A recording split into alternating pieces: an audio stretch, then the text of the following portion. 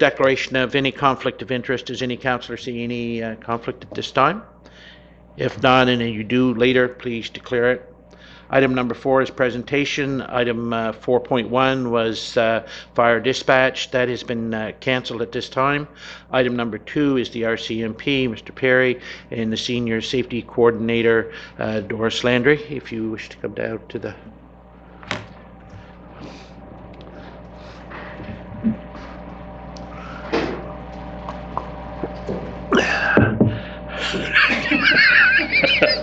Mr. Chairman, when they're done, Go back. Oh, yes.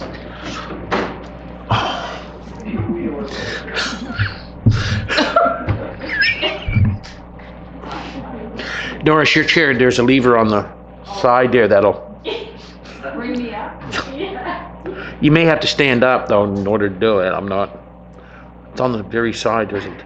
There we go.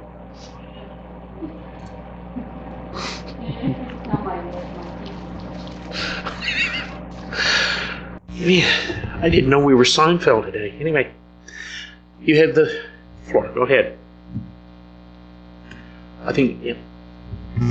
Go ahead. You're on. There.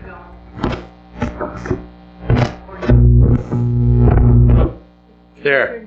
That's good. We've identified the problem. So I've provided copies of our breakdown of all the occurrences that happened in the municipality of Yarmouth over the 2018 calendar year. The only thing that didn't print off for some reason was the number of criminal record checks, which was, I believe, 1,226. I can't say for certain that was entirely municipality of Yarmouth.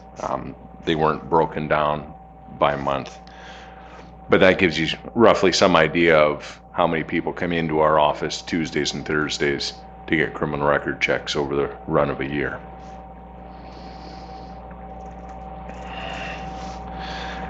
And this is a monthly count, so it's a little harder to break down our total numbers. However, we did get a report from our crime analyst out of New Minas, and she had noted very slight increases in terms of crimes against people. I believe there were 6 more crimes against people last year than the previous year. Otherwise, with the exception of property crime, generally minor thefts, we saw a more significant increase in that in 2018 over the number from 2017. I believe it was 26 more incidents. And that goes really to speak to a few prolific offenders who really all ended up out of jail at the same time. And we had quite a noted increase during those periods. We had 2 individuals who were our most problematic, and they really ran up the numbers. In the grand scheme, when you look at theft under $5,000 and you see 2 or 3 on a normal month, on a high month 4 or 5, and on a low month 0 or 1, it's not hard to, if things are timed improperly, it's not hard to add another 20 on. And that really speaks to just being able to focus on these prolific offenders, monitoring them when they're released, ensuring their conditions are being abided by, making sure we're checking on curfews. We've noticed that to be a problem in the past. We've implemented different strategies to try to keep these people a little more accountable to their conditions, and I see a focus on that coming this year. Locally, I don't see that being a priority province-wide, but certainly for us, in speaking with the new corporal who will be coming in to take over the street crime unit. There's going to be a shift in personnel there. She has expressed an interest, and the current corporal there has also expressed a desire to move back to the more proactive, really heading crime off before it happens. If these people that we know are prolific offenders, if they know we're going to come and check on them, once or twice a night, they're just going to be that much closer to home because they don't want to go back with a breach charge. So we're hoping that by focusing on that a little more, getting our night shift members a little more into that now that we're fully up to staff, that will help curtail the minor thefts and hopefully any theft of vehicles, because we have seen those over the last few months. They're not enumerated in a report, but we hit one of those times where two of our biggest problem offenders were out at the same time, and they were involved in thefts of vehicles. And it doesn't, you look at the report, and the report is 0 across the board, but when these two are out and about, they're causing the problem, and you steal 2 or 3 vehicles in a month and it looks like a big spike. And when you're zeros across the board, it is a spike. So if we can spend a little more time being proactive and monitoring those people and just letting them know that we know they're out and about, that usually will go a long way to keep them a little more in line. Yes? Is there your mic, Councillor, please? Okay, bend it down towards you. Go ahead. Thank you. Is there a, what's the word I'm looking for, a pattern that, or the reason why these repeat offenders keep repeating? Is it the drug situation, or is it just they're just being a bunch of little a-holes? Well, we start down the rabbit hole of the sociological and socioeconomic drivers of crime, and I'm not sure any of the councillors have enough time to be there for a long-term discussion of this. We see people oftentimes from a marginalized community, not necessarily any specific racial group or ethnic group, but people who started off, a little bit behind. Maybe they were from a single family where one of their parents was gone, yep, or perhaps in foster care. There are so many drivers of crime. Certainly, if we go all the way back and we peel all the layers off the onion and we start with a strong family with good values, people are less likely to be involved in crime. None of this is a certainty, but if you come from a family that is stable, your life is more likely to be stable. If you come from a family that's unstable, it's more likely to be unstable. So there's an opportunity there for again, some type of, I'll just use it in the broad sense of health. Wellness that can be further further advanced to help these people that you kind of know in their background that they could be running into problems, and how can we kind of help them move out of that direction into a new direction? Not saying that all single ones or have been brought up hard or whatnot are going to lead down that road, because a lot of them are very successful, but how can we tap into helping those that can't help themselves get out of it?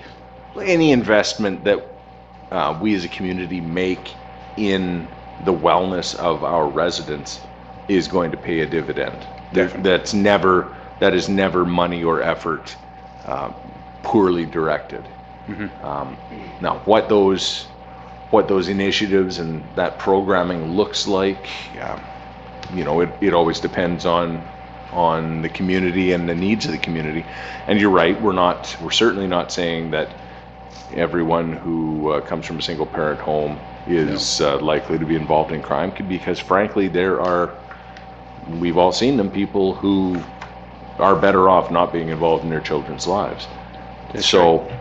Yeah. it's all about increasing stability and increasing investment in people in the community and their ability to move forward effectively. Yeah.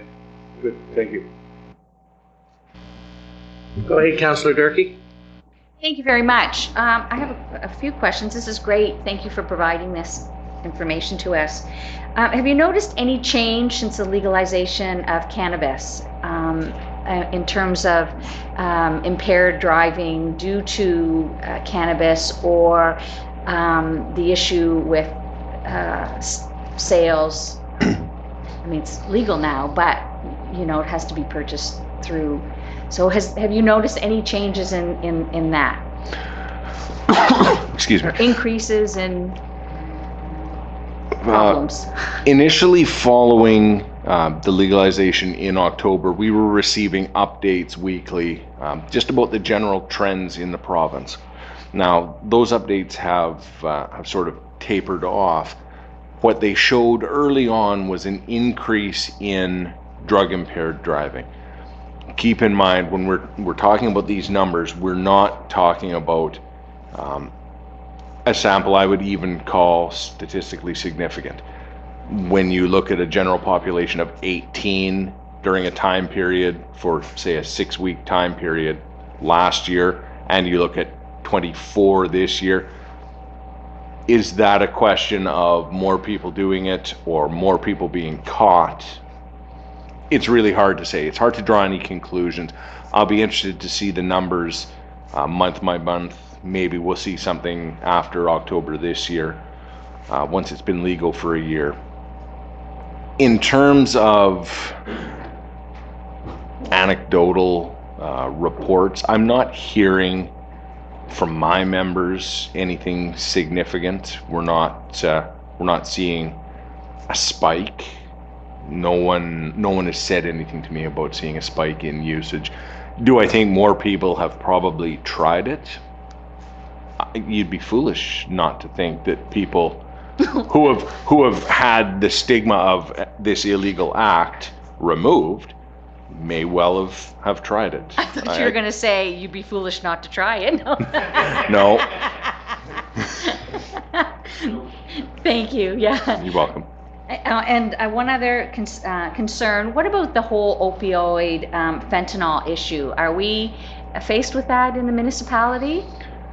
It's not something that has come up specifically. We haven't had any overdoses that I'm aware of that have been attributed to fentanyl. But frankly, that's luck. There's an article today I just saw briefly before the meeting that there was fake Xanax laced with fentanyl, I believe found in the city. We know it's here. I can't say whether the province's preventive measures have played a part in terms of the distribution of free Narcan to anyone really who asks for it. I know we carry Narcan to reverse overdoses.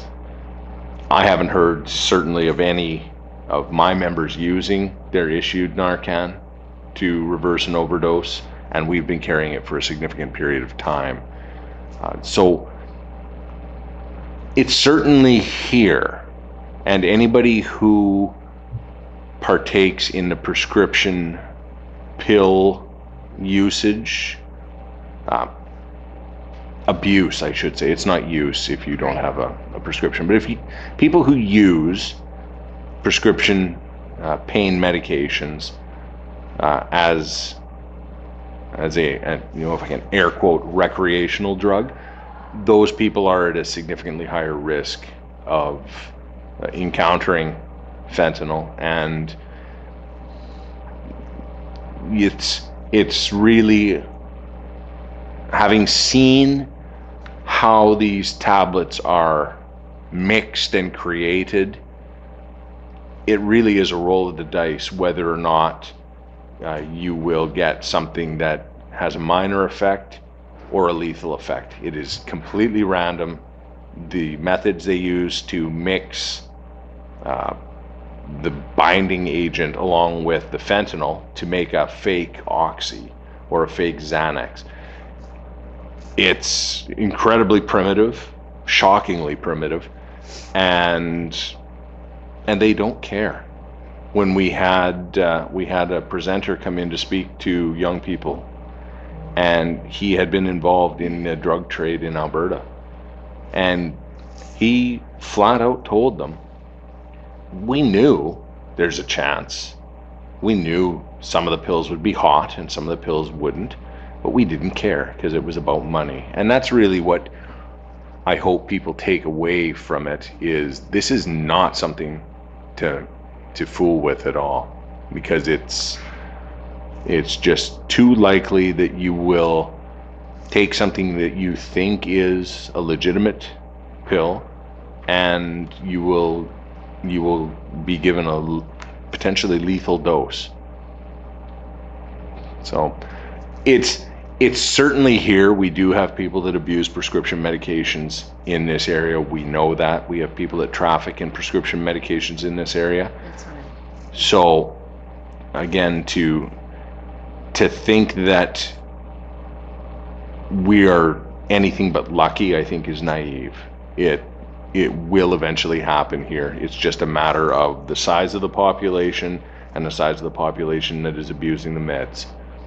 Eventually, the law of averages has to catch up, unfortunately. Thank you. So, but basically, we haven't seen like an increase in illegal sales, or that you've noted recently.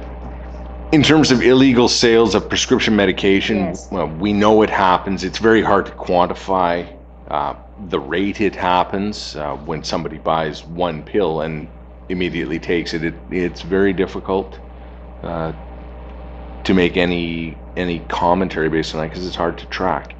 But it certainly happens, and unfortunately, it's hard to say whether it's increasing or decreasing, because those numbers don't come out of Department of Health. Okay. Thank you very much. You're welcome.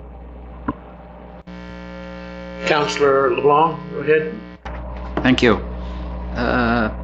I'm from the South Ohio area, Deerfield, Braemar, Mood Road. That's my district. And there's a lot of camps, and for about the last 10 years, we've heard a lot of people are breaking in. There are a lot of break-ins. I've never known the number, but here I see, 2 in January, 3 in April, 2 in June. It's still enough, but it doesn't seem as high as it used to be. Is that a good assumption? That Well, and it's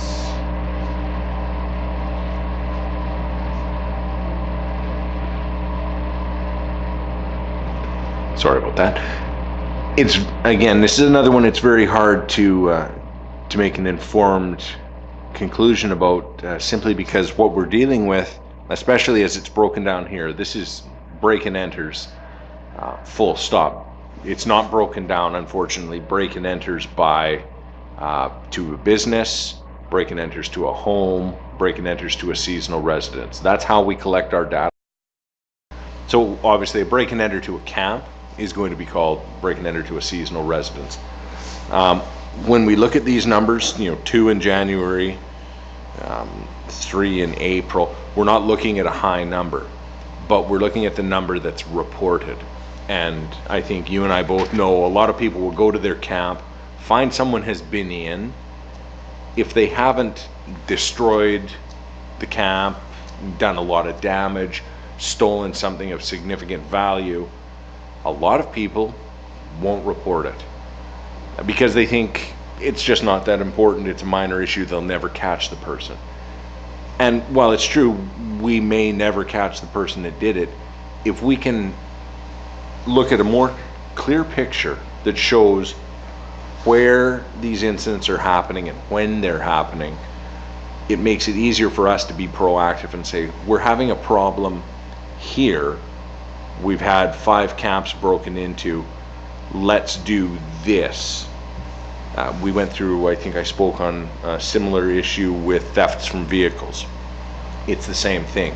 People go out in the morning and find their vehicle was broken into, but the change was stolen out of the ashtray, or their sunglasses went missing, or nothing went missing. So they go, well, no sense of reporting it. But it helps us identify trends in crime. If we can see where the hot spots are, we can be a little bit predictive and say, oh, they've hit this area, they've hit this area, they've hit this area. This is likely where they'll go. Let's do something, rather than being reactive or simply not knowing about it. So if I could encourage people, report things like that, report minor thefts, even if you think nothing will be done, even if you have no expectation that it will be solved. If you report it, it allows us to get a better picture of what's happening in the municipality and where should we be focusing our energy. Yeah. It's no different than transportation and infrastructure renewal, monitoring where accidents happen. If they see a lot of accidents happen in one area, they start looking at that area. Is there a road design issue? Is there a snow clearing issue? Is there some reason that we can address to make that safer? If we didn't report those numbers to them, they would just be in the blind and trying to operate anecdotally, which wouldn't be effective. Yeah. So to circle around to your question, do I think it's increasing or decreasing? It's very hard to say. Okay, it's just that I didn't necessarily mean just camps, but 20 years ago or 25 years ago, we didn't lock our door, you know. And I would say in the last 10 years, just in the neighborhood, people were saying, lock your doors, they're breaking in. But lately here, in the last 2 or 3 years, I haven't heard that, so I don't know if it was just, you know. And that's, I understand completely. And the question is, are people not breaking in because the doors are locked and they've moved on to stealing out of vehicles? Or I think in the beginning, when we see things like that and we say, geez, lock your doors, there are a lot of break-ins. It's hard to say whether the problem is as bad as we're afraid it is at the time. Because 2 or 3 break-ins to residences, that's enough to put an entire community on edge. Oh yeah. So I would say it's probably getting better because we're being more security conscious. It's just, there's no potential. It's keeping, if you will, the more honest thieves out. The people who try a door, and if it's locked, they move to the next one. The people who are just going to kick a door in, they're just going to kick a door in. But we knock that subset of the less committed thieves, knock them out of the picture, and then we only have to deal with the really hardcore ones, and that's why you end up with something spotty. Because someone could be in jail for 4 months, so they did 2 break-ins that got reported in January, then they went to jail for something, and then they got back out and they did a couple more break-ins. That can easily be 1 or 2 people. Yeah. Thank you. You're welcome. Deputy Warden, go ahead. Thank you, Mr. Chair. Ben, as per, you've obviously know about the recent media reports about some activities that's been going on across the municipality, a shooting, person apprehended, and it all seems to be related to the illegal drug issue that appears in some people's minds to be increasing in the area.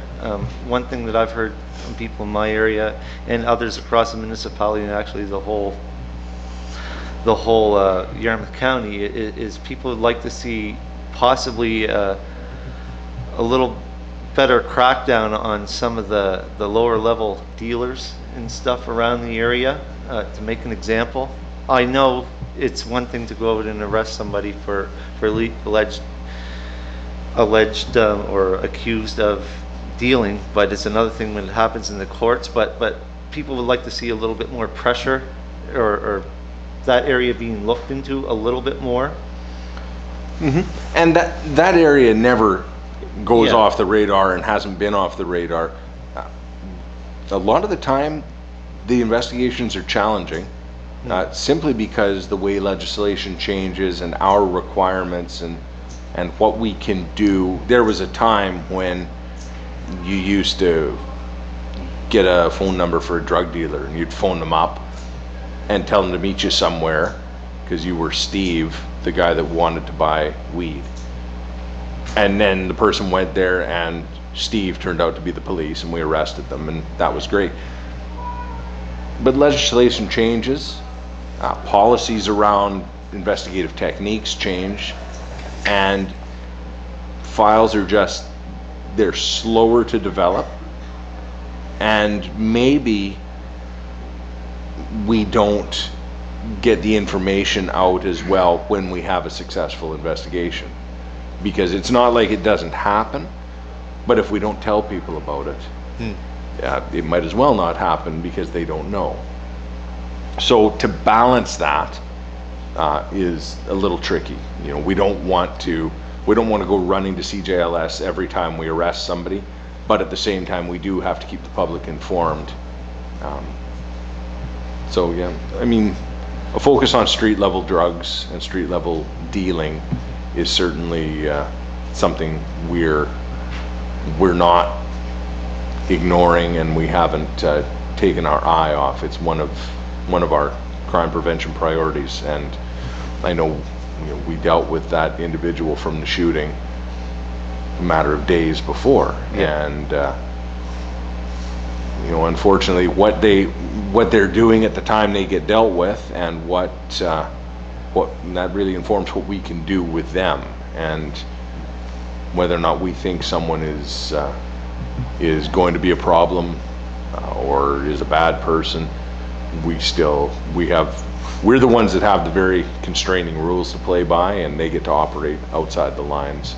Oh, absolutely. I realize that. I don't think a lot of people in the John Q general public don't realize that, but I do realize that you guys have to work in a box, and it's the guys you're trying to catch that are dancing outside the box all the time, and it's very delicate balancing act. But I just wanted to point out that the low-level street dealers people are concerned with, or what I've been hearing a lot of lately, and just wanted to bring that to your attention.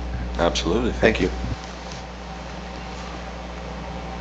Okay, I only have a couple of real quick questions. First off, I want to thank your department in the expedient work that they've done on that issue. You put a lot of, you put the residents a little at ease because it was looked after so quickly. But in saying that, here a number of years ago, there was another incident where there was a death took place in town, and at that time, the general public thought that was quite something for this area. And now we've had this a few years later, and it seems, I'm not saying it's escalating, but there seems to be an issue, I'll say, in that offense, or in that issue, that the drug issue, I shouldn't call it that, but along that line, I have residents in my area that are very concerned.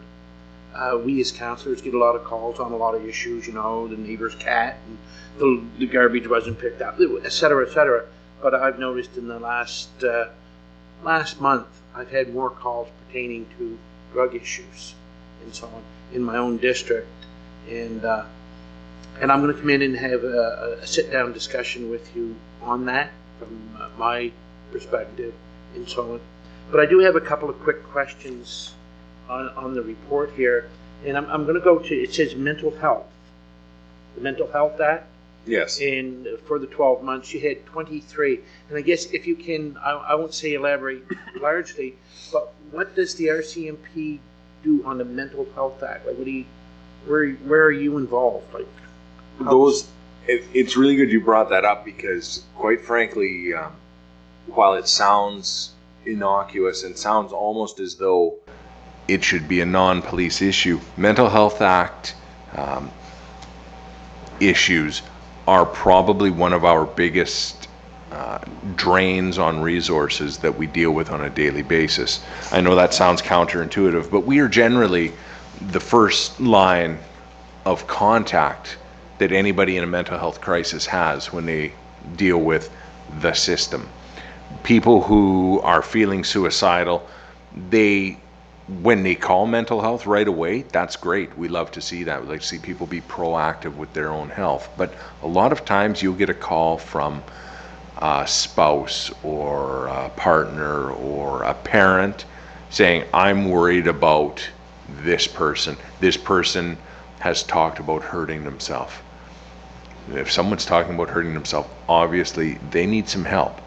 Now, we're not the people to help them.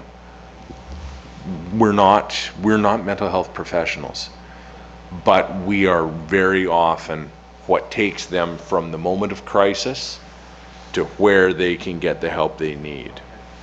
And that time period is usually quite long, unfortunately, because we have to go deal with the situation, assess what's going on, and make a decision whether the person can be detained under the involuntary psychiatric treatment.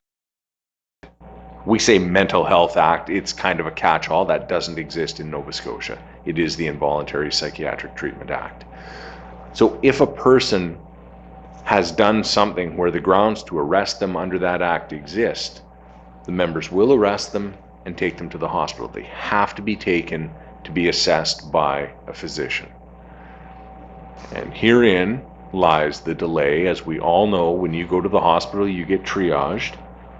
And frankly, somebody that's expressed suicidal thoughts and is now sitting next to 270 pounds of police officer is maybe triaged at a lower level where they're less concerned about the immediacy of that.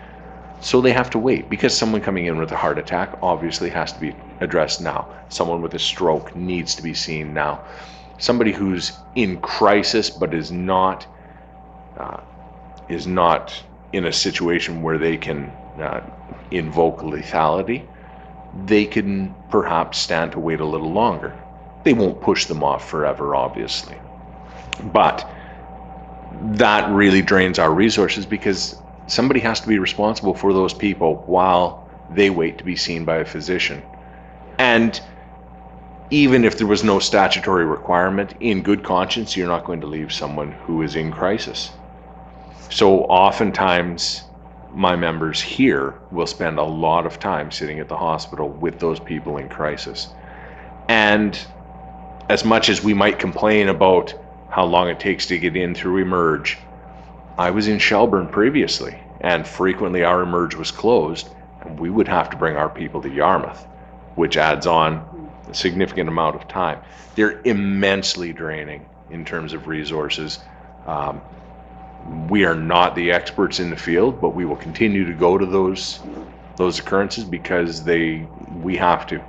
Somebody has to go out and sometimes physically bring the person in. I do realize that is becoming a larger scope of work than it used to be. As Councillor Long mentioned, 25, 30 years ago, RCMP that wasn't even I'll say a bone of contention, was it? It wasn't something that was really looked at. So nowadays, mental health is quite an issue within society. The other question I have on traffic, fail to remain. There was 23, and my question is basically, what is fail to remain? Fail to remain is your classic hit and run. Somebody has an accident And leaves the scene of the accident. You're not allowed to do that. You have to stay, make contact with the driver, report it to the police if it's over a certain amount. And you will frequently see people who will report their vehicle was hit in a parking lot. We see it all over the internet. We see it on Facebook. You know, my car was hit in the parking lot at wherever, at the mall. You see that a lot. Backed into a Carl's store, you know, various things. It's easy to happen. Sometimes people might not notice that they have done any damage to another vehicle and left the scene. Sometimes they flat out, blatantly hit a vehicle and leave the scene. But that's what that is. My last one. I don't know if you're well aware that I sit on Waste Check, which is for the 6 municipal units in this area. I sit on Regional Chairs, which is for the province of Nova Scotia, on solid waste and so on. And I noticed here it says littering, and I go across 0000100. So you had one issue or one ticket. It's not a thing that the police departments or across Nova Scotia, I don't believe, do anything on the littering, stopping cars for littering now, do they? Littering is one of those things. Some municipalities perceive a huge problem with it, and they make that known to the local police that this is a problem and that they want something done about it. Again, it goes back to what's reported to us. When you drive down to 103, you're going to see empty McDonald's cups and stuff that has been thrown out the window. So obviously it's happening. If we see it happening, absolutely, it's something we will deal with. Simply because we're out there and we are an enforcement agency. Is it, number one priority? No, but it's not something, it's an easy one to correct the behavior of. Generally, your people that litter are not your hardcore criminals. You stop someone who's just thrown a coffee cup out the window, you might not even have to lay a charge, and they're not going to throw anything out the window again. Okay, no, because at our Monday meeting that we just passed, that was a topic that came up. Was there used to be signs out there, $500 fine or $250 fine for littering in TIRs. That's kind of gone out the window. That they don't even, what a term, that they don't even put those signs up. And it is a concern across the province for all the regions and so on. And I just thought I'd throw it in there and so on. If there is no, I'm sorry, Councillor LeBlanc, go ahead. Doris, you're retiring in June. Yes. Now you can go on MasterChef Canada and show them how to make a ravi pie in half an hour.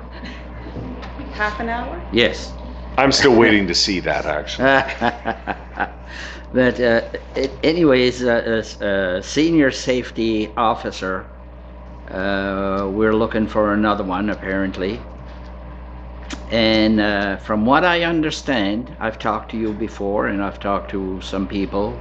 My wife is a care coordinator, and my daughter. And there's a lot of problems with senior safety coordinator for the town. Now, if I'm not saying this is just my thought, could your replacement take care of the two places?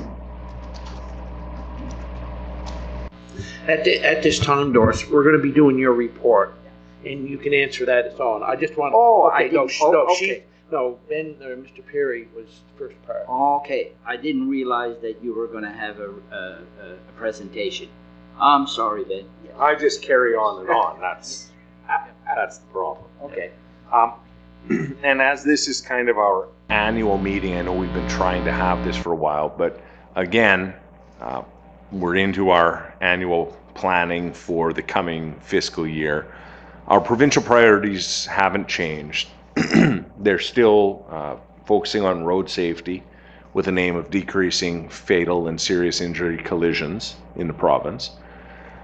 We still have our cybercrime priority, where we want to try and decrease the number of people being victimized in all ways over the internet.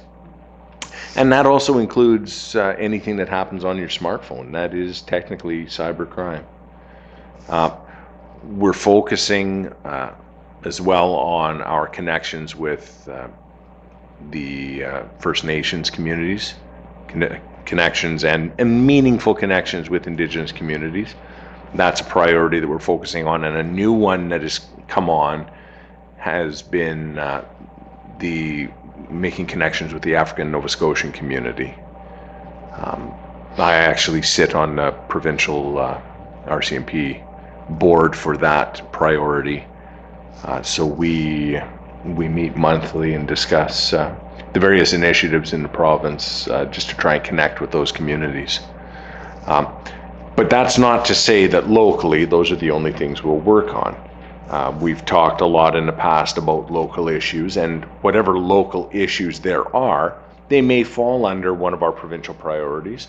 They may be something separate that we specifically want tracked.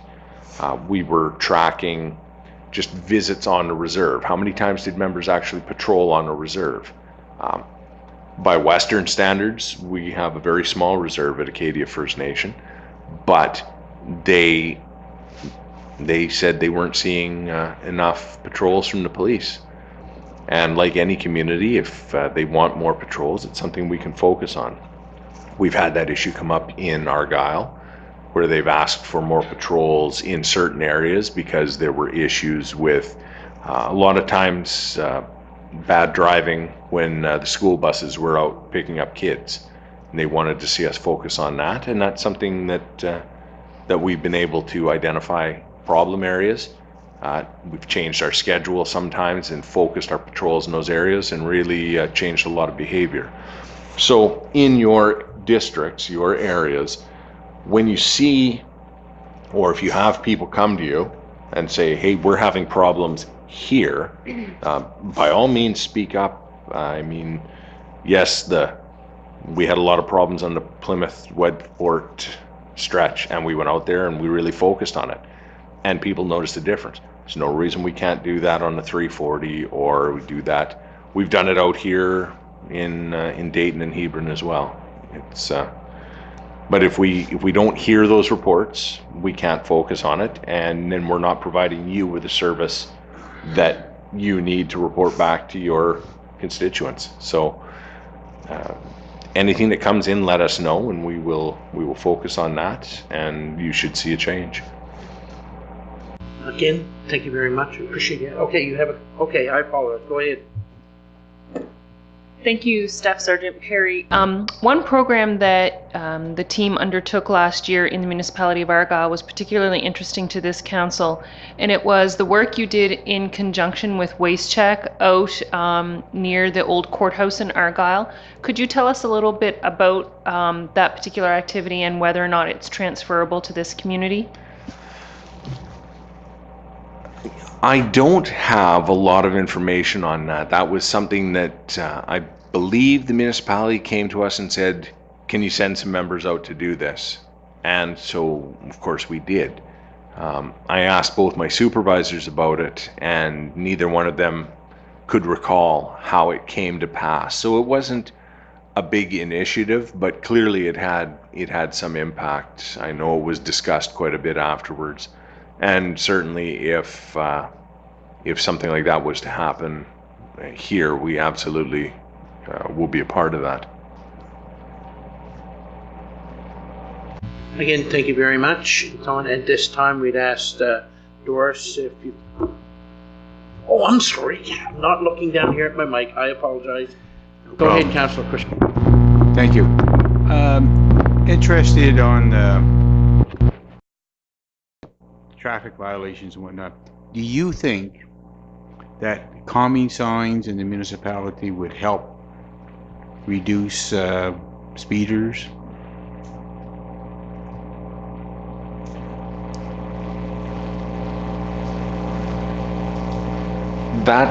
It's difficult to say what effect that has. We can always, off the top of our heads, I know people can say one place in their district right away where we have a problem with people who speed, absolutely. And we identified some of those areas, and we know they stretch right outside the office and leading right back to town is bad for people speeding. We focused on it in the past, but that 50 zone is not new. Everybody knows it's 50 along there, and frankly, they don't care. Whether a sign, you know, be it an automated speed sign or anything else, would have an effect, it's hard to say. I tend to be a little bit more old school about it, where they won't pay attention to a sign, but they will pay attention to a $240 ticket. And if that's what it takes, I'm fine with that. Okay. We're not taking advantage of anyone's lack of knowledge that it's 50 through Dayton, so why not enforce it? If they won't read the sign, they'll pay attention to the ticket. Again, I've been, excuse me, I've been an advocate of having these common signs in the municipality of Yarmouth. I just drove back from Ontario this week, and coming through some of from Sherbrooke down through the back roads and whatnot, a lot of them. There was a lot of them, and the cars ahead of you see them slowing down to the speed, and of course I come along too, and I'm slowing down to the speed. I think it would be a good thing to have out there to just remind people that, because there's a lot of information that you can get off of those signs, but we got to be proactive in doing that. If we can give you guys the information on it, then you can say, well, yeah, it works or it doesn't work, or you're wasting money. But but I've been an advocate and trying to push it along, but I've been running into some roadblocks with it. So, but anyway. Well, no one's going to see. Well, I shouldn't say that. I don't want to put that out in the universe, but people generally are not going to see those signs and speed up if they're speeding. They're going to reduce their speed. They're going to reduce their speed. So, off the top, again, we're almost circling back to the honest thieves issue with break and enters, where normal people see that sign, they're going to slow down. You're going to do it. I do it. There are people that, if they're not paying attention to a normal sign, they won't pay attention to that. But we can deal with those people. That's right. Yeah. So, especially with the information you can get off of that. Absolutely. And if we can identify peak hours where it's more likely to be an issue, you know, that was what led us to the Wedgeport stretch out there. They said, look, we have a problem at this time. I don't think most people care what goes on there at 7 o'clock at night. They're less concerned than they are at 7 in the morning when kids are getting on the school bus. So we focused on that area. And we saw a significant change in behavior, and then we moved on to another area. Yeah. Good. Thank you. I'll check my little area. There's no other councillor. Again, Mr. Perry, thank you very much. Thank you. Please pass it on to your fellow RCMP officers at the municipality. Appreciates their due diligence and the work that they've done in the past year and so on. And I do respect that you do have to catch speeders, but don't follow me, please. We prefer to meet you coming. It works better for the radar. So I won't follow you. Thank you very much. Doris, please. Doris, to the question that was just previously asked to you, at this time, please do not discuss the answer. All right. Okay, thank you. We're going to allow her to give her presentation.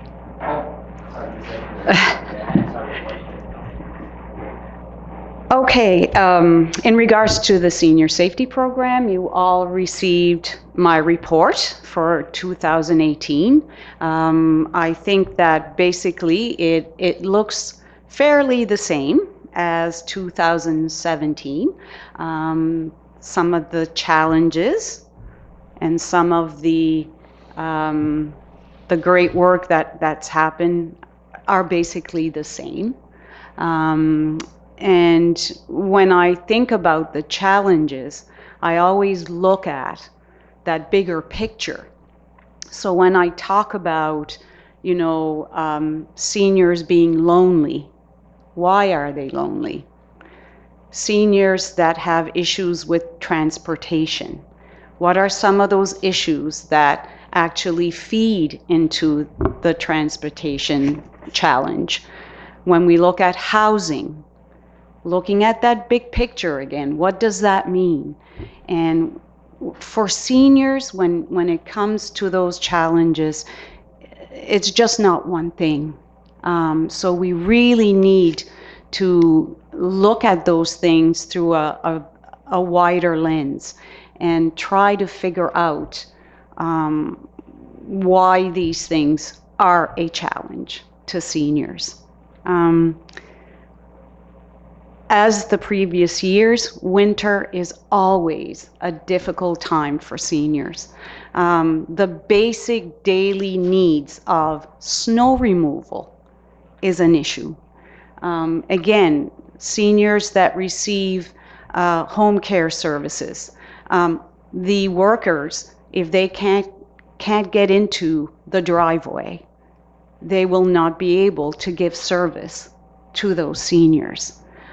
So snow removal is a big issue for them. Living alone, presents a lot of different challenges, and loneliness is one of them. It's a very sad situation to see how many seniors sometimes only see the senior safety coordinator or maybe the home care worker once every 2 weeks. It's definitely an issue. So for seniors, again, it's how do they get their groceries? How do they get their medication? And how do they go to their medical appointments? That issue of transportation is a big one. I think, when we look at new clients, what I have seen is our new clients, the majority are high risk. And high risk is someone that lives alone or has very little or no support. They may have issues of dementia. They may have issues of poverty. And we are seeing that, especially in that 55 to 65 age group, because they are not eligible to get their senior's pension. And some of them live in poverty. And if they're still living in their home, you can imagine that challenge of trying to maybe be able to fix their home so that it's safe. And I see that a lot.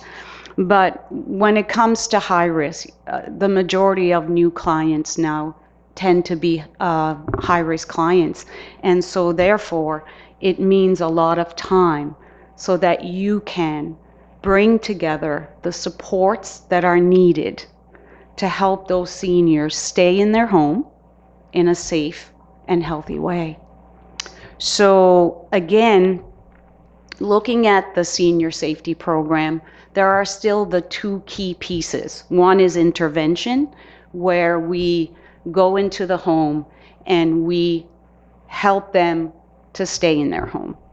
But then there's the preventive piece, and that is just as important. And listening to Staff Sergeant Perry talk about some of the preventive initiatives, prevention is such an important piece of helping seniors. And those are done through community presentations, and there were quite a few done in your municipality this year, but also on a one-to-one basis. And I think it's so important when you visit the senior that you do take the time to talk about what are some things that we can put in place? What are some of the things that would support you and help you to make informed decisions?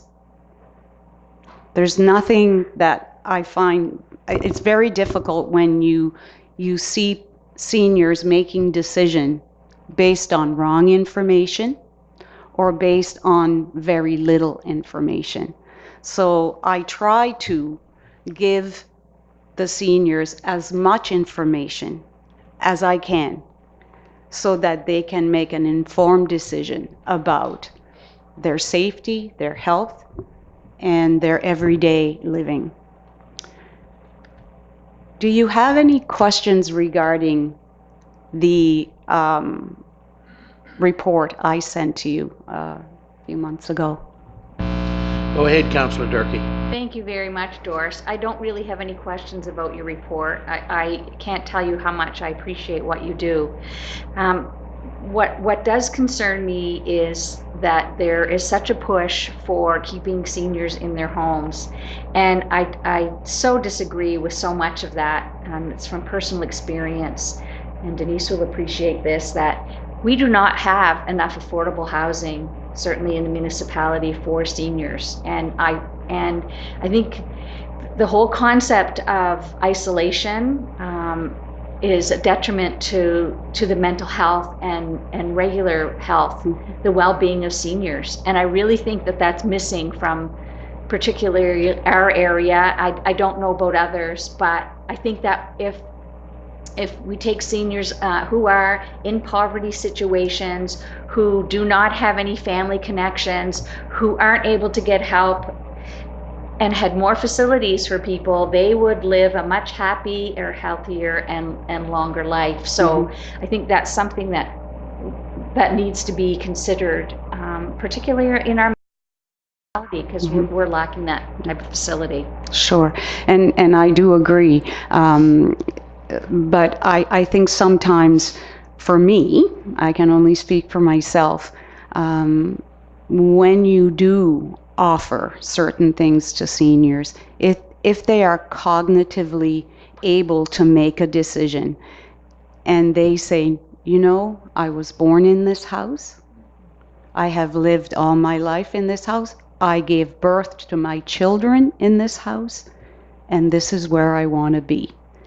If they make that decision based on knowing that, yes, you're lonely, you have very little support, then my role, I hope, would be to support them in as many ways. Now, having said that, I have seniors who have said, I would love to see some affordable housing in my community.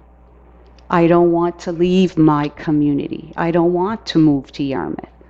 I'd love to be able to stay in my community. So I understand what you're saying.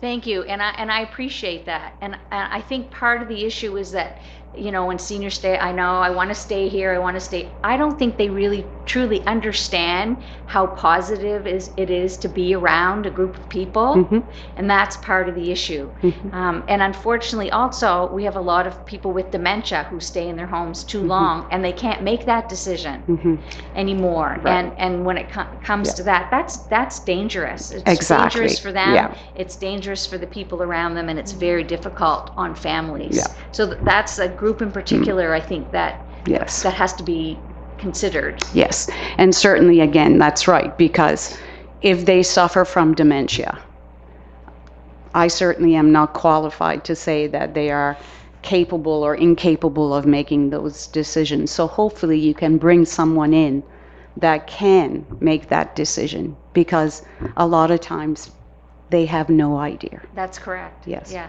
Thank you. Councillor Cushing. Thank you, Mr. Chair. I agree with Councillor Durkee on a lot of our statements, but I just wanted to let Council know that I've experienced what Doris has done in my community with the seniors and in getting that needed help to that senior to do to do the functions of going to get medication, groceries, and having the home care and having the driveway plowed. And I've experienced that, and she does a heck of a good job. Now, just to add on to that, I've also had the great opportunity, and this goes back to keeping seniors involved, keeping the seniors active. And I have to say, our little community hall, where the music group happens every Thursday night, it's mainly seniors, and they learned how to connect. They look forward to going there. They make new friends, but also because they're there, now they know that I'm a counselor, and they say, how can we get in contact with, or we need help doing this, and I can either point them towards Doris, or I can, for Nova Scotia Housing, I can point them in these directions for them to follow up. And they're very appreciative, because a lot of times they don't know who to ask or how to go about making that connection. But by bringing the seniors together, this one knows this one knows that one, and oh yeah, and it happened. A particular senior never came to our music group at all, but a friend of hers come to her and they say, I have a friend who needs help. What do I do? Or can you point me in, and I'd be able to do that. Or another senior said, well, if you contact this, because I've done this before, and you know, so that networking really provides an opportunity for the good work that Doris does and others in the community do to bring seniors together and to help them along. So thank you very much, and we're going to miss you. Thank you. I think you've made a good point. I need support, and I have really received a lot of support from this council, from the municipality, and from the RCMP. And I think that when I look at think about some of the things you have said, communities have to take care of their community and support each other. And I think that it's important for the community to look at, well, maybe someone would like to go to the Thursday night music, but is transportation an issue? Maybe we could offer to go get them. And exactly, and I knew that, which is wonderful. And I think an example would be in South Ohio when we did the Lunch and Learns. The group got together and said, let's form a committee. They decided to pull me in, and we had 2 very successful sessions, one in the spring, one in the fall, where it was 4 consecutive weeks of doing Lunch and Learns, and it was based on what the seniors were asking for. So whether it was to learn more about power of attorney and wills, or was it to do with safety in the home, there were 8 different sessions, and I probably would have had a lot of difficulty planning all of it and getting it all together on my own. But to be with a group that were willing to work together, it was very successful. Yeah. Councillor Cunningham, go ahead. Yes, thank you, Doris, and thank you, Sergeant Perry, for coming in. I really like the fact that you've had those community sessions. You've been at the Hebron Terrace, I see, and the fraud piece, all of those things that we didn't have to worry about, the phone scams as much previously, the internet scams. It's good that you're bringing people together in the community, seniors together, and talking about these. And again, as you progress through life, there's a lot of complexity, legal complexities, power of attorney, all these things. So it's really good that you're getting on, navigating that for them, giving them a little bit of base information, pointing them in the right direction. That's fantastic, and thank you for everything you've done. Thank you, Sergeant Perry, for everything you've done over the last year and previously. Having said that, I think as a council, we do need to longer term focus on the mental health issue.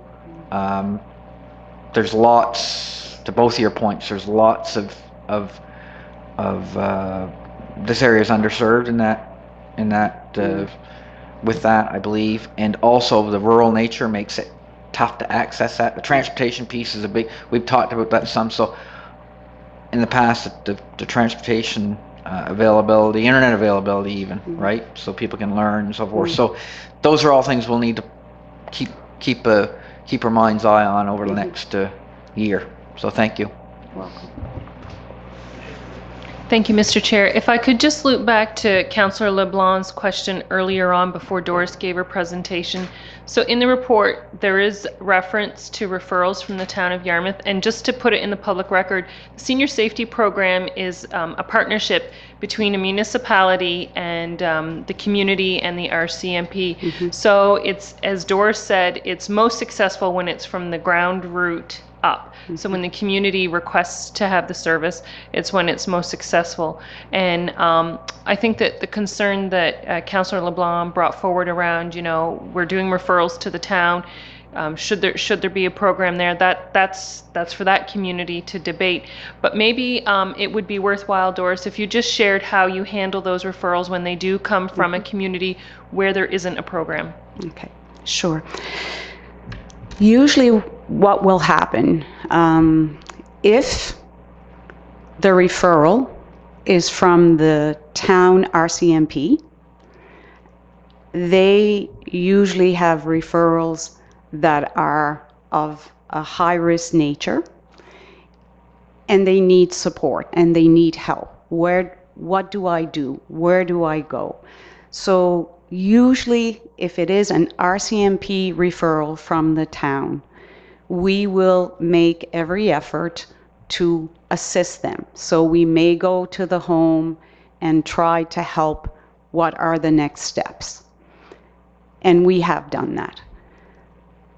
If it is someone who calls and wants us to be involved as a senior safety coordinator, we explain that what our role is, and we certainly give them phone numbers, contact information for them to be able to go to that next step and find support. We do follow up by phone, usually. Were you able to contact this person? Because ethically, when someone calls you and they need help, you should help them. And so we will do that. We have referrals, again, the RCMP from town. A lot of times it is families. Sometimes it's the family doctor. Sometimes it's the nurse practitioner. Sometimes it's the social workers at the Yarmouth Regional Hospital, and they really don't know what to do because this person is going to be discharged and there's no support or someone to kind of help them linkage to supports. So we certainly deal with them. We will never just say, oh, sorry, you're from town and you're not in our catchment area, so we can't speak to you. We will do what we can. And I want to just right now take a few seconds to mention, please don't forget the 211 system. It's a wonderful support and resource for everyone. And so that's one of the things that we may talk to them about. Are you aware of 211 and what it can offer you? A lot of people assume that seniors may know that about Nova Scotia Housing and what to do to get a grant, but a lot of them do not. A lot of them have no family physician, and that's a big issue. So what can we do to help them? How can we, some of them didn't know that they could register through 811 to be put on a list. So there's many different things that we can do. So again, in my report, I talk about that there were 15 Yarmouth town referrals, and they were all very high risk. That number of 15 is not the number of people that call up because they want a vial of life. And certainly we provide that. But I do not include that in that referral piece of the town of Yarmouth. Councillor LeBlanc? Thank you. I'm aware that it's the town's decision to do that. But what I was getting at, we do have shared services that we have with the town, and I was just wondering if we could persuade the town to pay their share if they would. This is just my opinion, you know. So I was just asking you, Doris, if your replacement or yourself, if you had stayed, would that be an overload for for one person? I would say yes, definitely, Okay. for sure, yeah. Okay. Because I think the referrals that we get from town is just the tip of the iceberg. We're getting the referrals that are very serious. Serious, yes. Yes, for sure. Yeah. Okay. Thank Yes. you.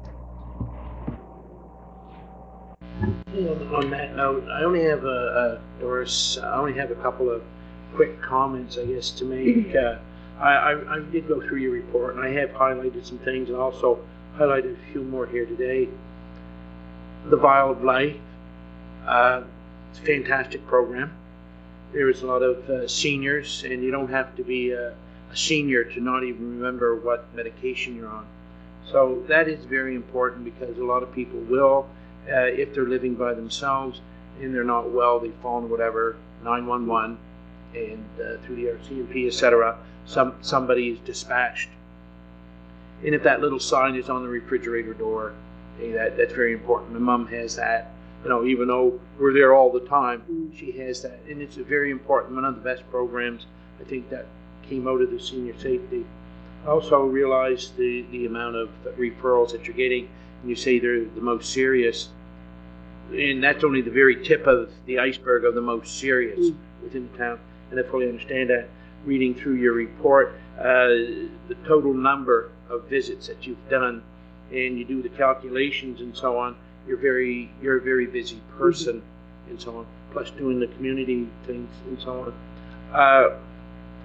It breaks my heart, and I think I've said it before, and in your report, it's about being able to go grocery shopping, being able to go doctor's appointment, being able to pick up their medication, which they need.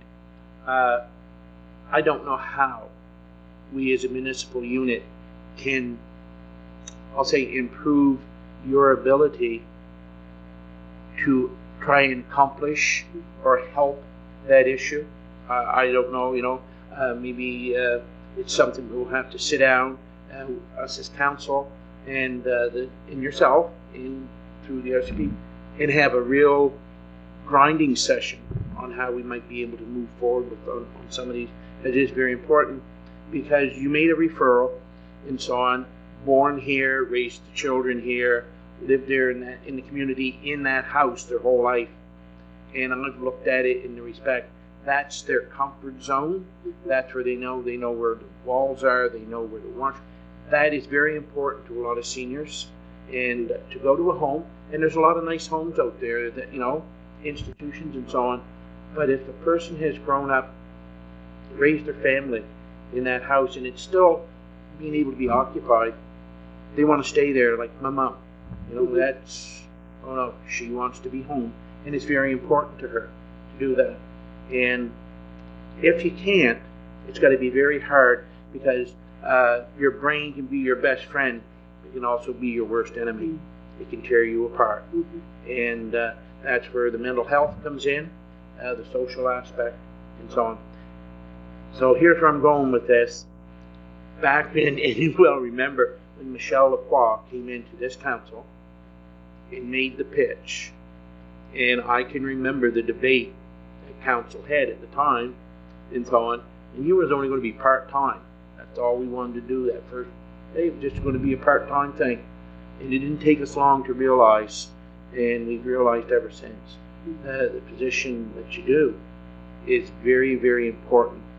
And I'm very sorry that you're stepping away, but I also realize that, hey, life is important, and to enjoy oneself and so on. And the new person, I hope, will have some guidance from you and from staff, and again, from the RCMP side and so on, that we can keep improving every year on this project, because I've been here 25 years, done a lot of projects, but this here is number one, and will always be number one. Again, thank you very much for your dedicated work. Really appreciate it. Oh, okay, go ahead. I had a good sleep last night, so my brain is working. But I see that Denise and Peggy are here, and it just came to mind. If the 3 municipalities got involved, would it be an overload for Peggy and you? Yes. It still would be. Yeah. Okay. Yeah. I just want to say a few words, and I guess basically I want to thank council and all the staff of the municipality, because you have always supported the program, very important, but you've supported me. And it has given me that ability to go into your communities and do what I should be doing. And I always tell seniors, you are so fortunate to live where you live, because you have this support from your council, from the staff at the municipal office. And they acknowledge that. They know it and they see it. And they're very thankful. So on behalf of the seniors of your municipality, I want to thank you for supporting this program for so long. And also publicly, I want to thank the RCMP, because every day they support us. So it's a wonderful partnership. Thank you. I'll make one last quick comment. I've talked to a lot of seniors in my area, and you were the most enjoyable thing to a lot of them. They really enjoyed you coming. They look forward, as in your report, they look forward to you coming and so on. So not just a loss to the municipality council, you're going to be a loss to a lot of those seniors who look forward to you coming and sitting down and having discussions with them. So again, thank you very much. Thank you.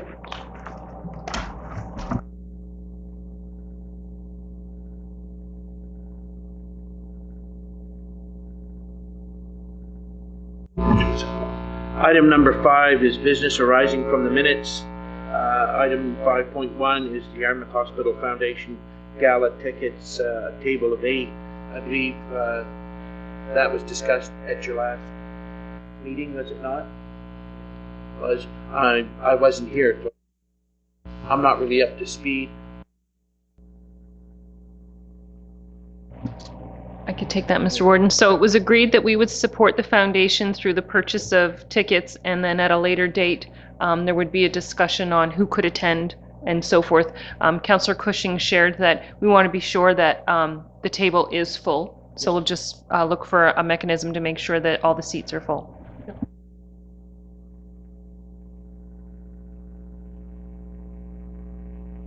Item number 6. Can I have the touch, please?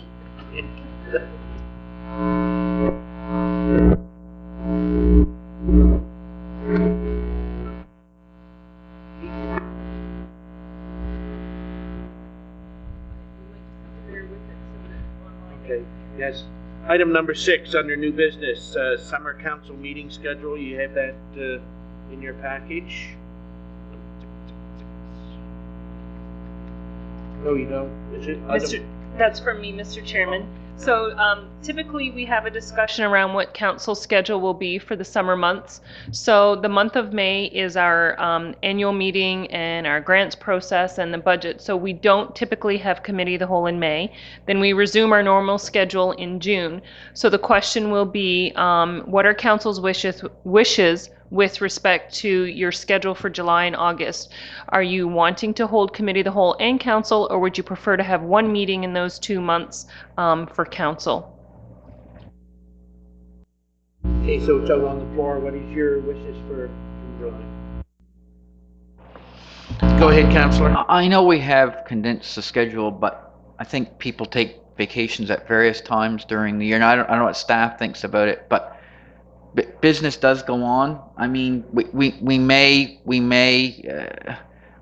have one fewer committee of the whole, but I'm thinking that we'd better be careful about not having the regularly scheduled meetings, because I mean, we can work around vacation and that type of thing. Maybe somebody's not here because they've scheduled a vacation, but at the end of the day, I think in most instances, business, it's as busy a time as any during the summer. So I'd say we keep our regularly scheduled meetings and move forward that way. But again, I'm willing to hear other opinions, certainly.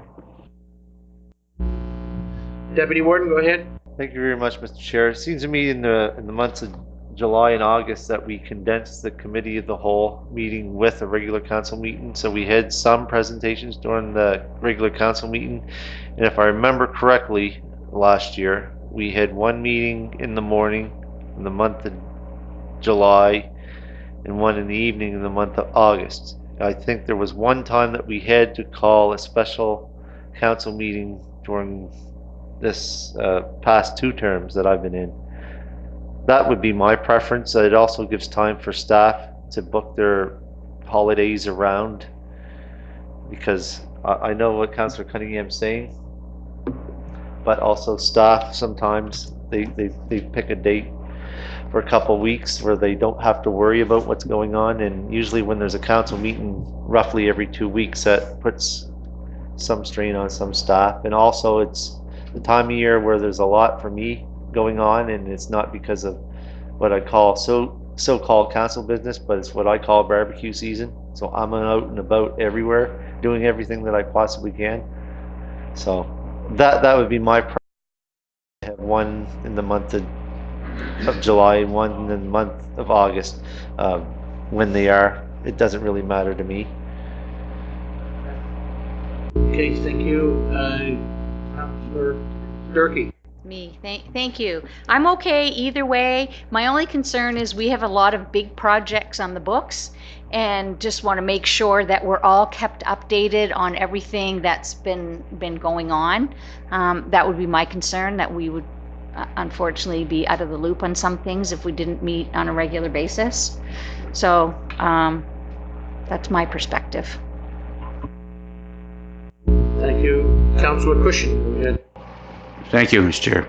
I agree with Councillor Cunningham, Trevor, on we should have the regular meetings, and also I agree with Councillor Durkee that this council does have some big projects on the go, and and I think they're going to need attention on a regular basis.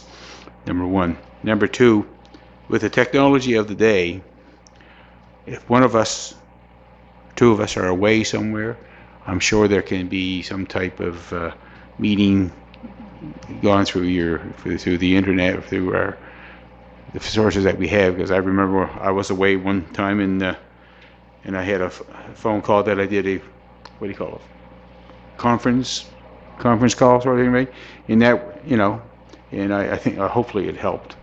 But I think it's very important that we continue on just with the load of projects that are on the go right now, and I hate to to trip on any of those projects because we're not meeting on a regular basis, and that's my opinion. Okay.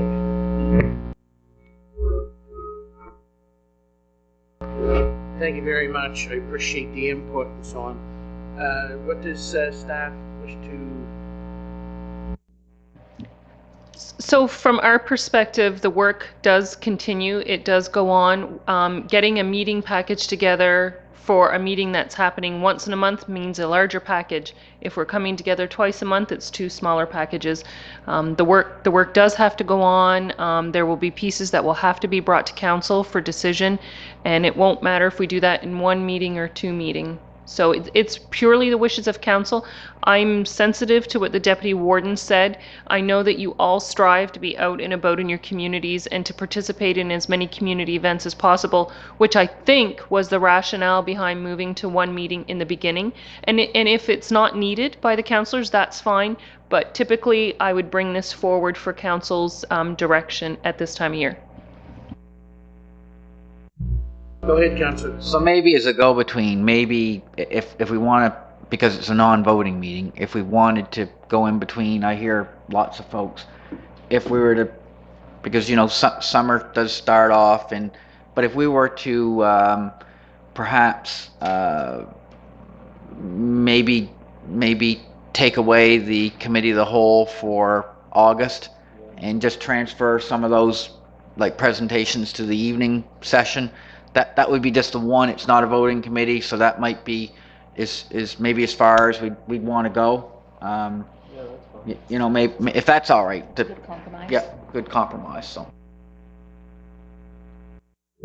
Compromise is good, Councillor.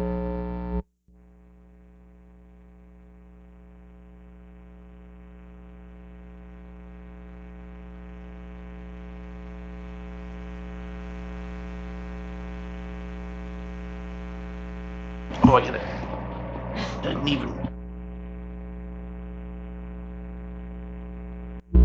It doesn't even turn on, so no. I'm not going to do a lot of talking. We're just going to move into the next, so that's where we're going. We're going to have 3 meetings in 2 months. Good. Okay. 6.2, policy and bylaw review. 2.1, violence in the workplace policy, V1068-19, new. Go ahead. Thank you, Mr. Chairman. So this policy comes out of a body of work that was council-centric and a body of work that was staff-centric. The policy is designed to support the code of conduct that councillors sign. It's designed to support legislation, which is around harassment legislation as well as labor legislation. And it's being presented for you for discussion today, for feedback, and I'm quite certain there'll be a healthy debate. The floor is open. Go ahead, Councillor. Thank you very much, Mr. Chair. Item number 2.6 in this this document. I'm having some concerns in regards to 2.6.2. Physical aggressive behaviors include hitting, shoving, standing excessively close. What is standing excessively close? What I would consider excessively close might be considered not excessively close by someone else. That's where I have a problem with some of these policies. If we're going to have to define in diameters, I know the meaning and the intent of this policy, but there's some wording in some of these policies and stuff, and it's not only in this municipality, it's also with the provincial and federal governments and other private organizations. I'm just expressing that because to me, what's standing excessively close? Some people have different opinions on that. I don't know if it could be reworded or that part could be taken out, but that's something that caught my eye. However, other parts of this, verbal or written threats, absolutely. Intentionally causing damage to property, absolutely. Direct threats, physical intimidation, absolutely. But when we start talking about standing excessively close, what is that? So if I could, Mr. Chair, this draft document was vetted by legal before you saw it, and some of these pieces are definitely open to interpretation, and it would have to stand the test of the courts if there was ever to be an instance where that was the issue. But it has been vetted by legal. That answers your question, does it? I'm not gonna get you this time, you're gonna have to leave. Councillor Durkee. Sorry, do you want to? No, that's fine. Okay. I was just gonna recommend that we move it forward to the council. Thank you. I'm very happy to see this. One of the concerns that I think I've had since starting is that I see it's consequences, and that there needs to be consequences for actions, and for councillors, that's difficult because there has not been consequences through NSFM, through municipal. We do not have a boss. We do not have a supervisor that we can go to and say this is happening. So in general, the problem is like, what are the consequences for councillors when an issue occurs, and who is responsible for making sure the consequences happen? So I did notice in here that a complaint must be made in writing, which is great. Investigations will be completed by the CAO, human resources, or other employee appointed by the CAO. But then what happens? My concern is what happens if it's us? Who do we go to with this? I appreciate the detailed report.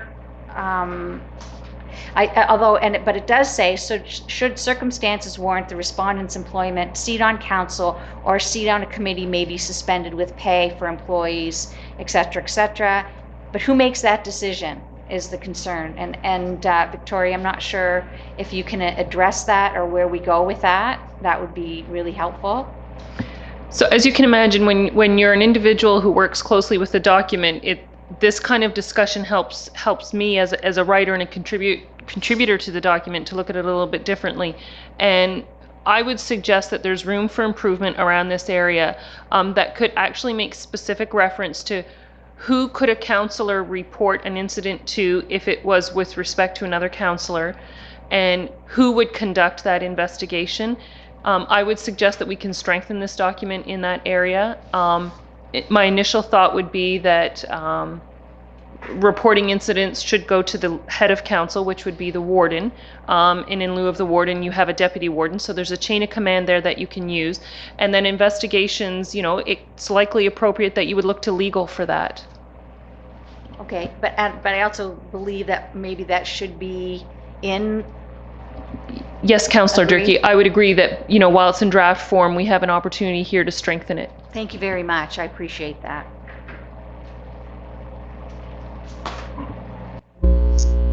Councillor LeBlanc? Thank you. I'm just going back to what Councillor John said about standing excessively close to someone. That to me,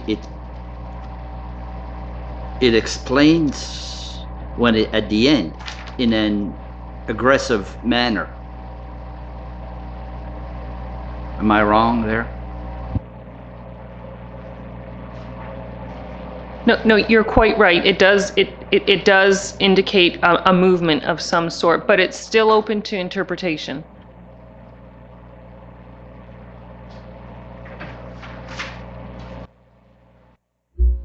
Go ahead, Councillor Cunningham. Oh, I'm sorry. You're up. It's you. I'm sorry. Go ahead, Councillor. I'm sorry. Again, referring to what the Deputy Warden was saying, and then Councillor LeBlanc was saying, because of my hearing difficulties, I often tell people, I said, listen, I can't hear very good, so I'm going to have to lean towards you or turn my head or something so I can hear. So I think that would, as long as I explain why I have to get maybe a little closer to somebody to listen to them, right? So I don't think that's a problem. Thank you. Councillor Cunningham, go ahead. Right, I agree. These things are very, very difficult, and I don't think anybody would interpret somebody with a hearing disability coming a little bit closer. I would hope they wouldn't, unless they're yelling and screaming at the same time. But these things do happen time to time. I mean, we've had there's been some things out in the media recently about this very thing. There's lots of different opinions out there. All may be valid, certainly, to an extent. So anyway, this does give us a frame. The elected official piece is always the staff piece because we're basically here at the direction of our residents, essentially through the electoral process. So it makes sanctioning or removing somebody tricky. I would hope that all elected officials would behave in a manner consistent with that's outlined in the policy, not being aggressive or yelling or approaching people or whatever else that's sort of outlined here. So I think does, as far as expected behavior, I think it does draw clear lines about what's appropriate and what's not. So at the end of the day, if it goes beyond that, I'm not sure what remedies in place. I'm not that comfortable with saying that another councillor can't sit at the table or anything like that. That's another whole thing. If it's so bad, I mean, I'd like to see us do as much as we can, have those conversations. Maybe have some outside help. Whatever it may be the case. Having said that, at some point, it may, if that were to happen, which I don't think it will, but it may, at some point in the future, you may have to have a criminal charge lodged or something like that. So that I'm not sure if there is any other remedy, but we can look at it and add to the policy as need be or is appropriate. So staff can go back and look at the request to strengthen it maybe a little bit, and we can look at another draft. Thank you, Councillor. Go ahead, Councillor Durkee. Thank you very much, Mr. Chair. One of the things we might, I agree, one thing if it got, I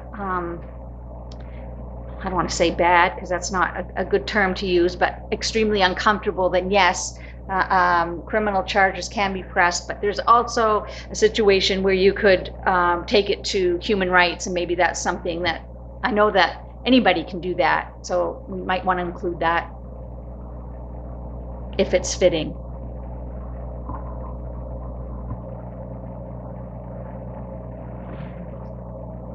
I don't see any other mics. I guess that's, you've got some direction, a few changes.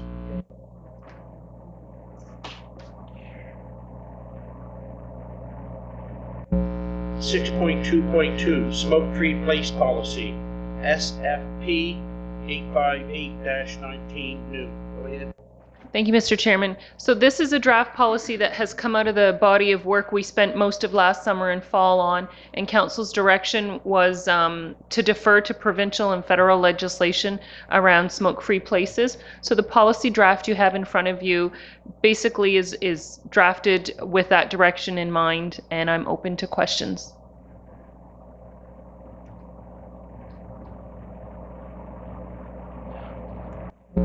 Go ahead, Councillor Durkee. No, I think that the policy is outlined, well put together, and again, the wishes of councils have certainly been respected here in terms of it does just speak about municipally owned property. So I'm happy with that, and we're not getting outside of that level of control. So it just speaks to those properties, and that's important for me. So.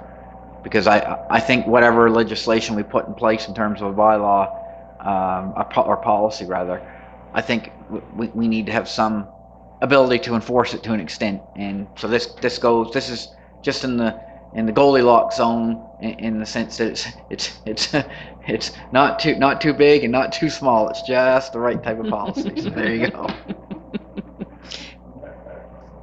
Mr. Chairman, through you to Councillor Cunningham, I'm just asking for permission to coin that phrase, if that's okay. That's not mine. I stole it. I have one question, 2.3, municipally owned or managed public properties. Means any of the buildings owned, leased, or operated by the municipality of the District of Yarmouth, such as, but not limited to, the municipal administration building, public works facilities, recreational facilities and Cape Pursuit Light Station. So when we go to the public work facilities, the recreation facilities in Cape Pursuit, are we talking only in the building, you have to be 12 feet away? But when you get to Cape Pursuit Light, I'm just wondering on the grounds. So provincial legislation says it's illegal to smoke in public places in Nova Scotia.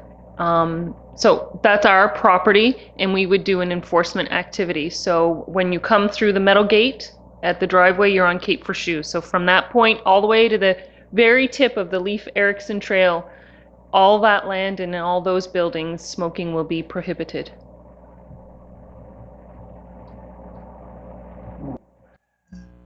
Deputy Warden, go ahead.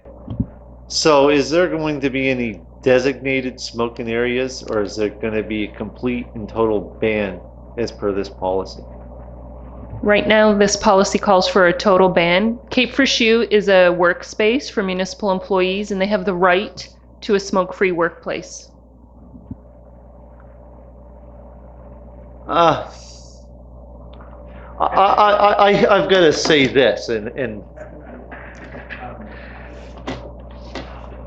what bothers me the most about these smoke-free policies, we have vehicles that drive by, and when you have a big diesel engine putting out the types of emissions that they are, even though they are catalyst and cleaned and have all the urea and the nitrogen oxides trying to be removed. And I know this is a way that the public and the policies of all governments is moving.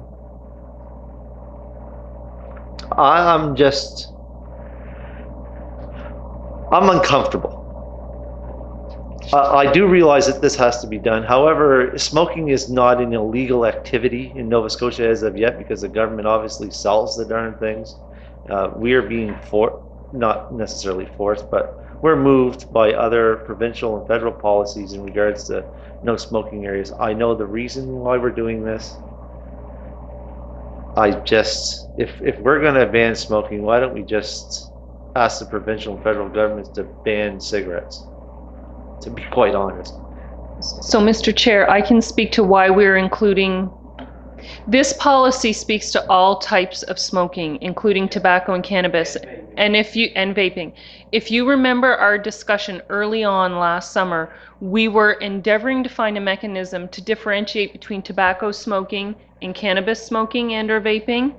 And the challenge we had, based on discussions with legal and the RCMP, was how are you going to determine what is being smoked or vaped? Who's going to have the authority to do that? Who's going to perform the chemical analysis and all those things? So that's why the direction of council was to include everything together at that time. I have no problem with that. I'm just expressing my frustration that John Q. Public would. It's the way that we're going. Go ahead, Councillor Durkee. Thank you, Mr. Chair. With regards to Cape Pursuit Light Station, this is a policy we're adopting, but it's not a bylaw. So it doesn't, the enforcement is an issue because we can say no smoking, but in terms of Cape Pursuit, people out walking, I mean, I'd love nothing more than to see a reduction of the number of cigarette butts that are out there, right? But basically, people are going to be there off hours, and it's there, but it's not going to be that effective during off-hour time. So what happens though if people are out there smoking? Then the staff have a right to tell people to go and stop because it's against our policy. Is that? So staff would communicate the municipal policy to guests. Absolutely, they would, and they would point out to them where they're welcome to smoke, which would be under this structure would be right outside the metal gate at the driveway. There's a reason why this was directed to be in the form of policy and not bylaw, and it's for this exact reason. We're trying to encourage a type of culture and a type of activity in the public that has less negative impact on the people around you as possible. Thank you.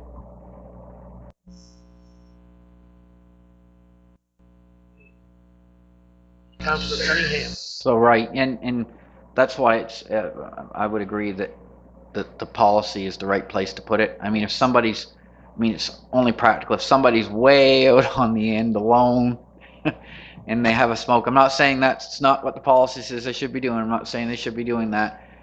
But if there's nobody around, it's yards and yards, and they're not right up by the, you know, I mean, people are going to probably be reasonable about it. There's probably not going to be somebody with a pair of binoculars running out to snuff somebody that's smoking out way out.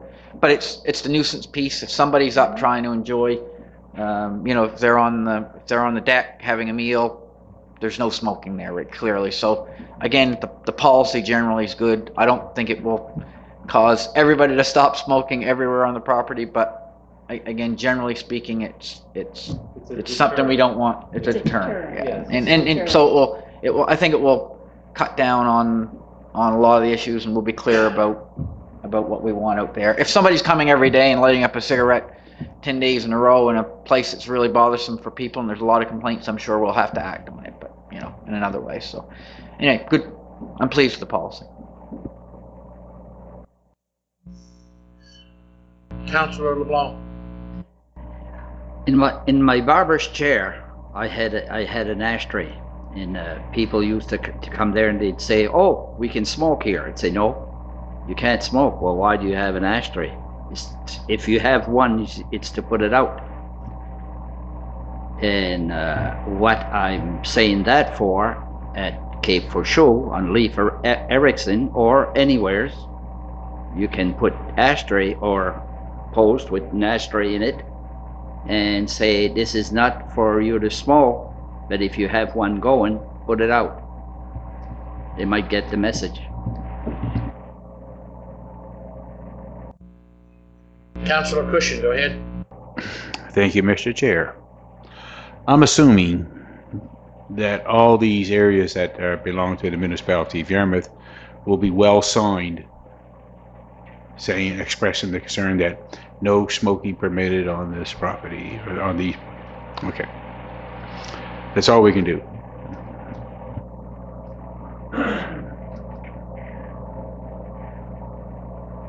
My turn. Smoking on the municipally owned property. The recreation field facility. So you're saying as I drive through the gates at off of Cemetery Road up here, I can't smoke on the property? Well, during the summer months, I believe there's a lot of ball teams. A lot of those ball players smoke. And if one is sitting there and sees all the signs, you can put as many signs as you want, has a smoke, and a person sitting there from the other team or a teammate doesn't want him smoking and says, "Joe, put it out," I can see where there's confrontation. Then the municipality is going to be drawn into that. So I believe the municipality in any of our facility, our buildings, you got to be 12 feet, the provincial rules. Over at the light station, I should be able to smoke while I'm outdoors looking at the flower gardens or I'm walking Leif Erikson Park. In the buildings, the Wenzel House and so on, no, there's no smoking. I believe in so on, you're going to end up by, I believe you're going to have some issues that'll come forth, especially at our recreation field here in Hebron, because there is we have 3 ball fields there. You have a lot of kids in the playground and so on. They're up at the other end, and you have a lot of people that smoke. And I'm not saying they smoke in the bleachers, but people are people. I don't drink. I personally don't drink. So when I see people out drinking in your backyard at a barbecue, should I complain? No, that's society. So if a person is smoking outdoors, as Deputy Warden said, the diesel truck and so on, and how many people have ever complained about the jets flying overhead? Okay? There's a lot of carbon, there's a lot of pollution there, but I'm not out there stopping planes from flying overhead. But we as a council are now saying at our recreational field facility outdoors, you cannot smoke when you drive through that stone gate. And when you go over to our light station, put her out. Maybe you ain't walking on my property. I'll tell you what, I'm not going to your property if I smoke, and I know that. I don't care how good your lighthouse is. I don't care how good your Lee Clark Park. If I'm a smoker, I have a habit. It may be not the best habit, but I have a habit. And I'm sorry if it offends and so on, and you want to stop people from smoking. Yeah, some people will go, but there's some people that won't. You are discriminating against a person from smoking outdoors. Maybe I figure you're walking on thin ground when you're doing that. That's my opinion. Go ahead, Councillor DeLong. This gentleman told me one time, he says, you can take your arm, you can swing it around. If it doesn't hit anybody, if it doesn't harm anybody, that's okay. But smoking, he says, if it hurts somebody, you shouldn't do it. If they're around. I don't want to get into an argument. I drive a car, and I know car accidents can hurt people, so we still drive cars. I don't want to get into a push-pull here, but I mean, it's, to me, you're infringing on some other people's right. In a building that you own, that we own, I can tell you that you're not allowed to smoke. But you're telling me outdoors, because you own the land is deeded to you, I can't smoke in the air that is free. That's like I say, that's my opinion. I will support whatever count, that's what you want to do, or that's what becomes of this policy. That's fine. But also, I've always often said, always look at the other side. Don't always just because it's here, we don't smoke, we think people shouldn't smoke. There is people out there that have to have a smoke because they have a nervous habit and so on. If they don't smoke, they just can't adjust. They just don't function. I don't know. That's, again, my opinion. Go ahead, Councillor.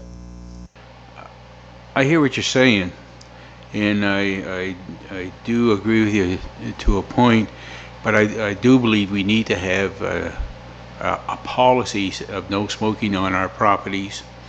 I think that's true.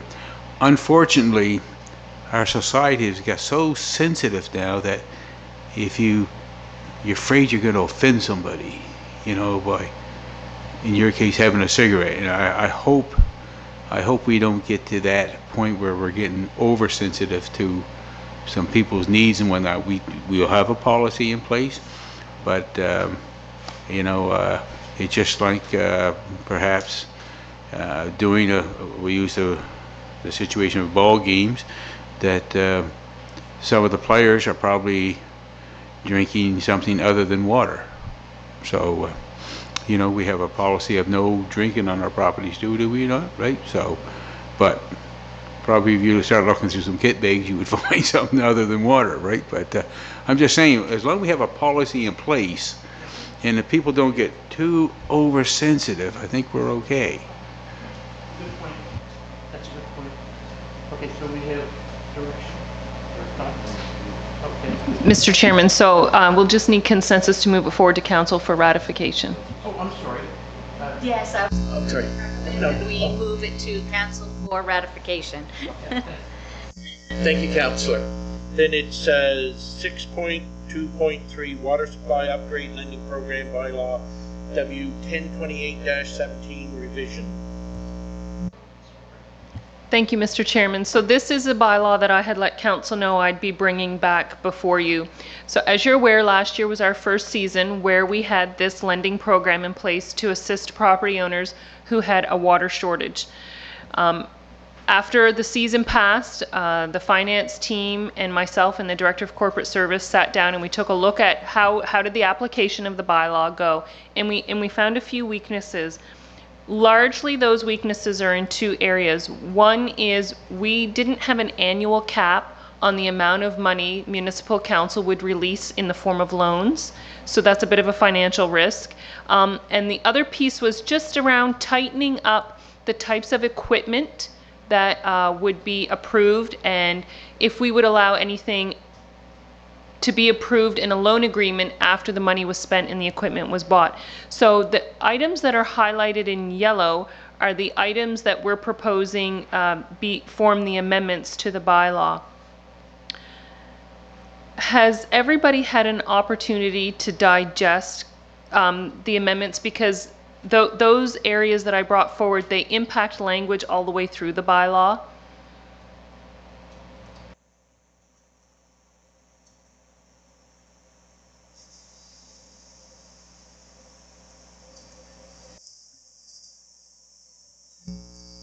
Go ahead, Councillor Durkee. Thank you, Mr. Chair. Through you to our CAO. Reasoning for 2.2A, we had originally said that there could not be any default for 3 years, but I see we've changed that to the current tax year. Reasoning behind that change, 2.2A.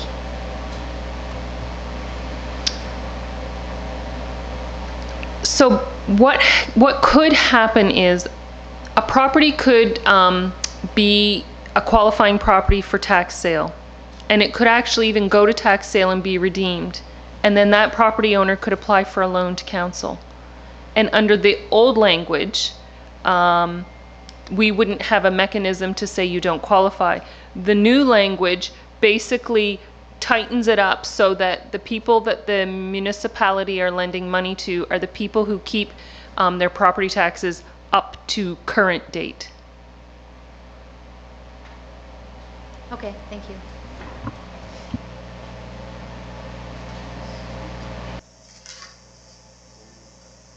Seeing no other councillor, if you wish to move this forward.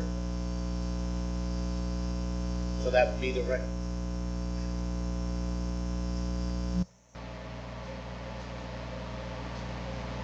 That is the recommendation to council.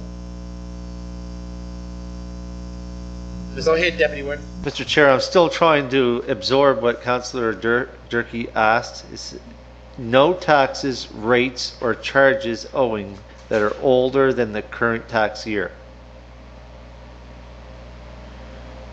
And you crossed out not been so for up for the past 3 years.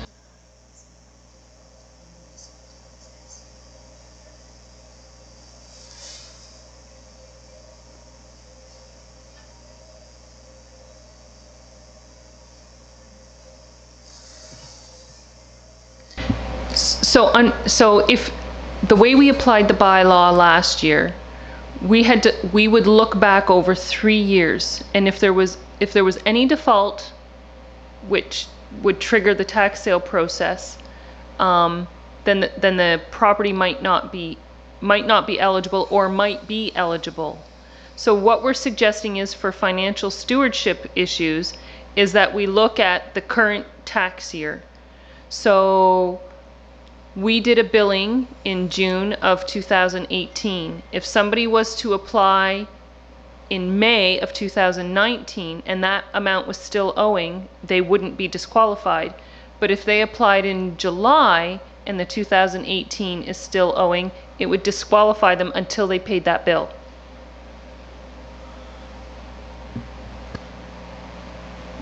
So we're looking at lending money to people who are already in arrears.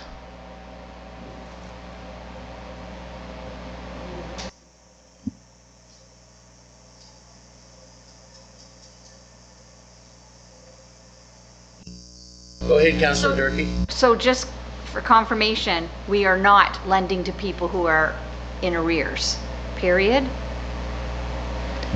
So under the old regime, we would allow up to 3 years arrears, which could include tax sale activity. Okay. Under what I'm proposing is that we would tighten up the arrears window to the current year. Okay, Yes. Okay. Oh, sorry. It just took a while for that to sink in. I recommend, Mr. Chair, that we move this forward to regular council for approval. Thank you.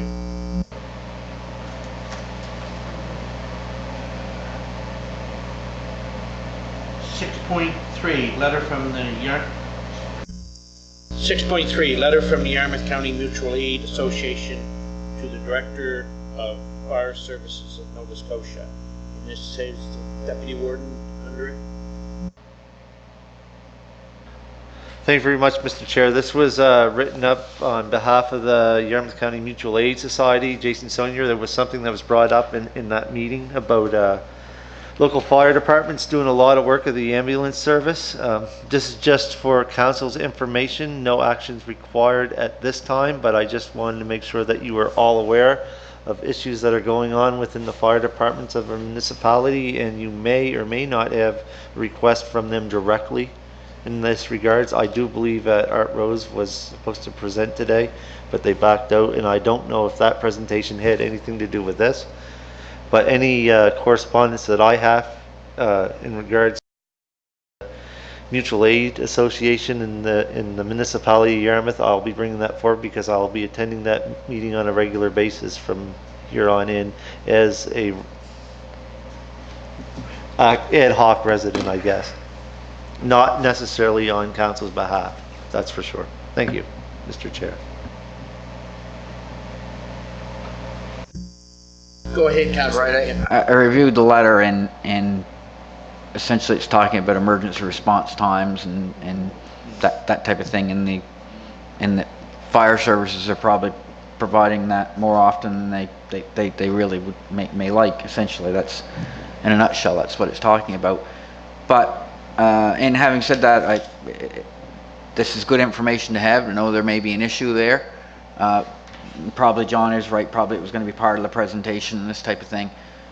Just to keep it in mind, this may be something that we may want to forward on at some point with the author's permission to the province, so they can, I don't know if they've been made aware directly or not, but maybe we could look into that, if that's something we could take action on at the next council meeting. If this is an issue, I'm just not certain if it's only come to us or it's also gone to the province who provides EHS services. So.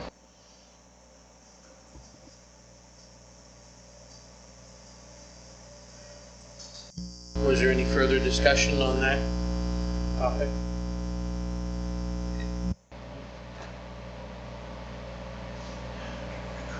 And item number 7, if there's no further... Item number 7 is adjournment if there's no further business of council.